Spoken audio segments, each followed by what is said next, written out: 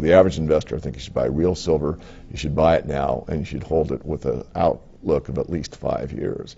But I think it's the one investment that's probably not only the best investment, but it's probably the best overall investment from the standpoint is you're buying real money, you're buying something that's historically known, you're buying something that's negotiable worldwide, and you're buying something that is in high demand in all kinds of aspects on a worldwide basis, and it's not going away. Silver has been so cheap for so long that everyone expects that's the way it normally is. It's not. This part of time and space is an aberration in the history of precious metals, particularly silver. Silver is selling so cheap in comparison to gold, which is so cheap in comparison to the economic imbalances, that it is staggering to the imagination.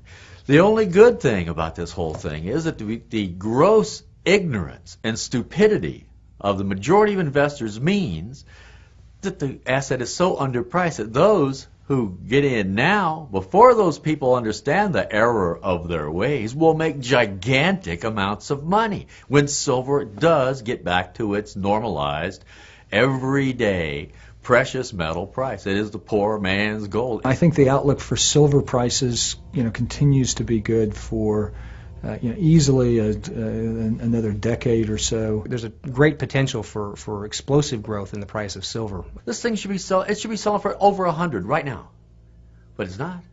What a bargain! And what we're looking at right now is we are looking at all of these catalysts converging simultaneously in the silver market that could propel the price of this metal to heights that we can only begin to imagine. Well, I'm asked this question a lot. It's surprising. How much should I have? And they give me lots of statistics about how much money they have, where their money is, blah, blah, blah, blah. I tell them, go out and buy 100 ounces. Go to bed. When you wake up tomorrow, think to yourself, is that enough? And if it's not, buy some more. Go to bed. Wake up tomorrow morning. Think to yourself, do I have enough? If the answer is no, buy some more. There will be one morning when you wake up and you will ask yourself that question and you will say, yes, I have enough.